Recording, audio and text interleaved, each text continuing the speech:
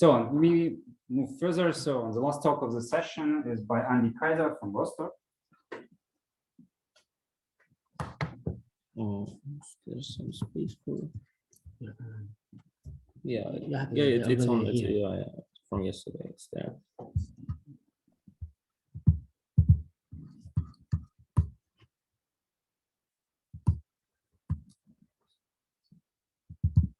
Yeah, it's this one.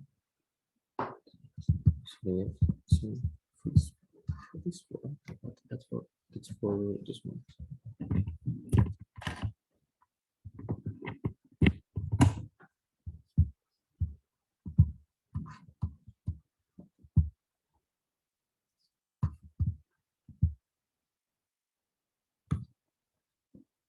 All right, 20 minutes.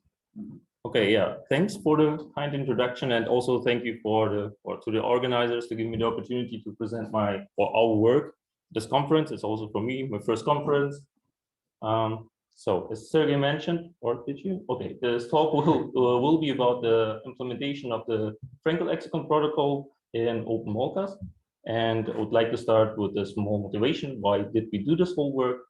And yeah, this picture you can see the spectrum, the UV-Vis spectrum, and converted this wave lengths to energy.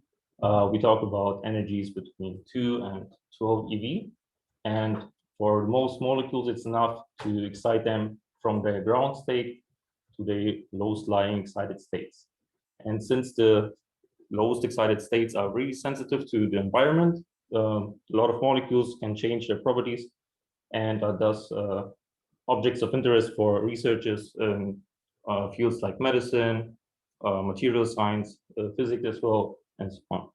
So in this picture, you can see an example of an aggregate, which we would like to study, but as you can easily imagine, to calculate the spectrum and wave function, or the collected wave function of such a huge system is really time-consuming, if not impossible at all. And well, what one does to overcome these difficulties, one makes use of the fragmentation of aggregates.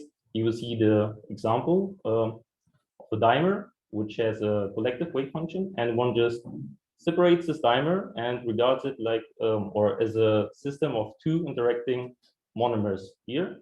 And the goal here is to obtain, by calculating the coupling between the monomers, to obtain the molecular wave function and also to get the spectra, which is hopefully cheaper and gives the same or almost the same results as the collective wave function.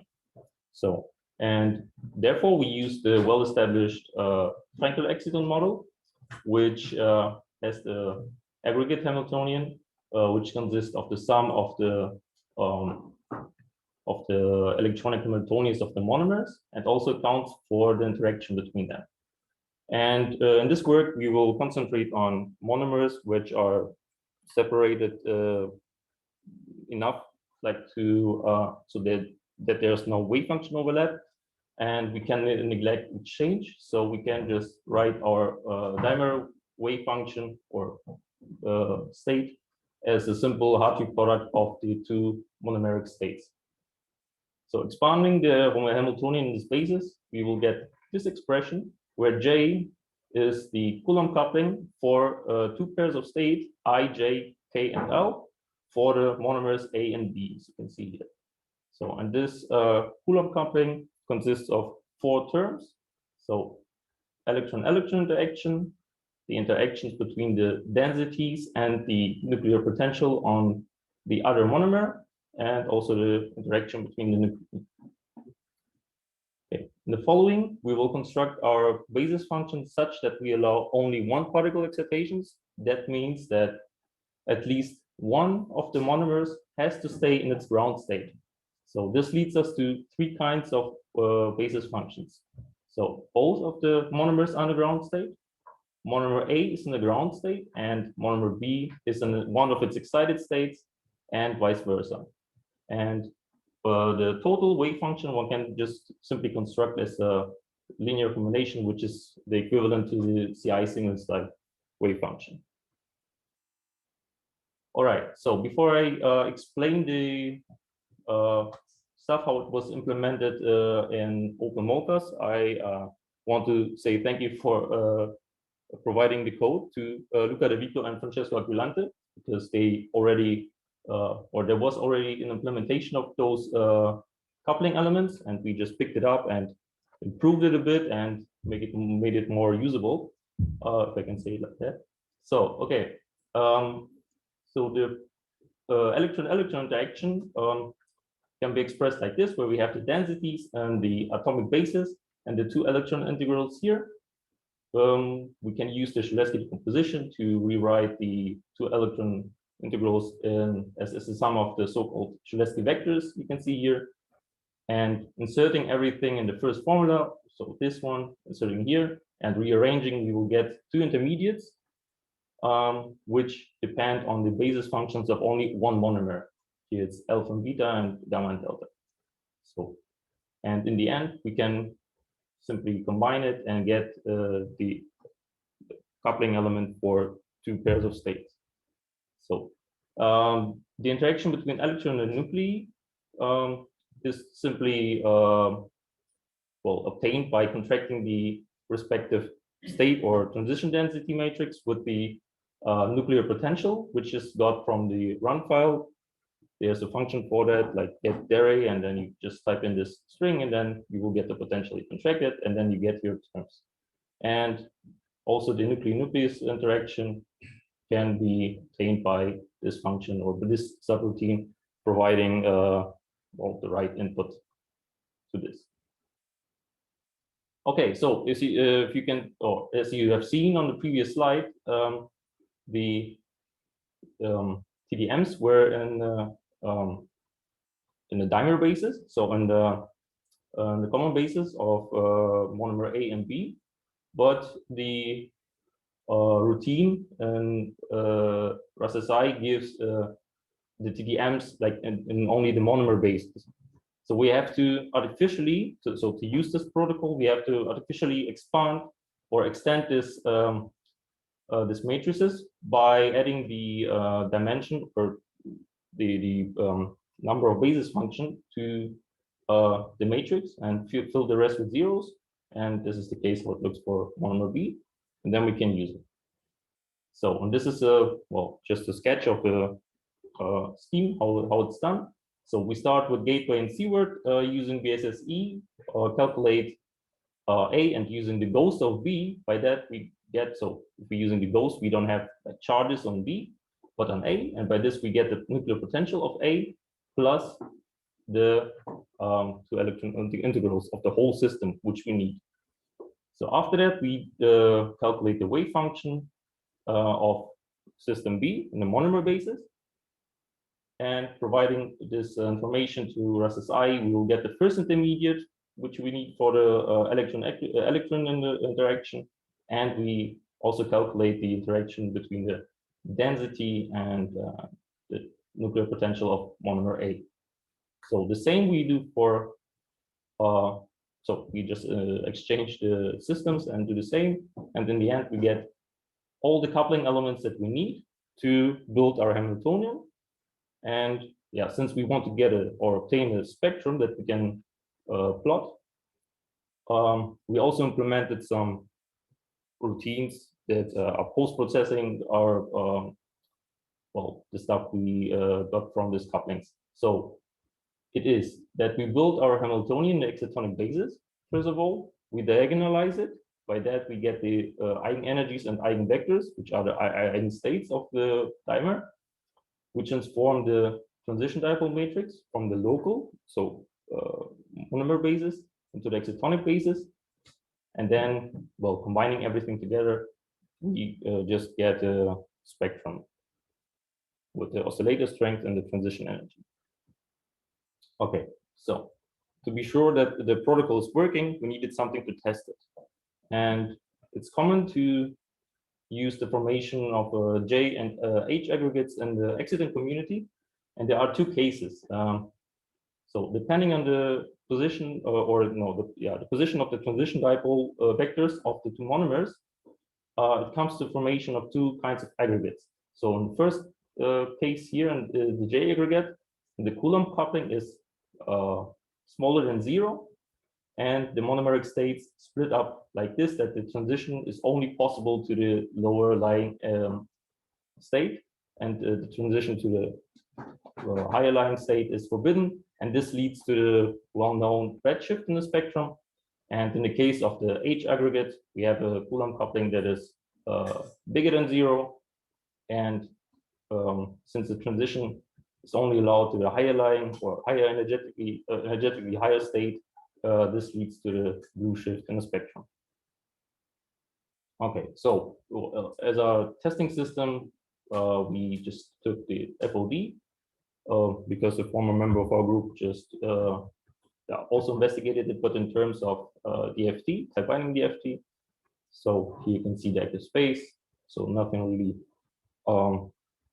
special and interesting, just a testing system. And therefore, so okay, to prove the correctness of the protocol, we looked on the first 2 transitions. So transition from the ground state 1 to the first excited state, and from the ground state to the second excited state. So that here we can see the transition dipole vector, which for the first transition is parallel to the z-axis, and for the second transition it's parallel to the x-axis. And please note that the oscillator strength of the second transition is about 2 magnitudes larger than for the first transition. So we did 2 translations. So we shifted the molecules first along the z-axis, and here we can see that for the first transition we expect the formation of a J-aggregate. So the coupling has to be less than 0, and for the second transition we expect an H-aggregate. So the coupling has to be larger than 0. And for the second translation, we translate the molecules along the y-axis. We expect in both cases the formation of H-aggregate. All right, and the small notation for the following will use Bryan cats, which are written in such a form.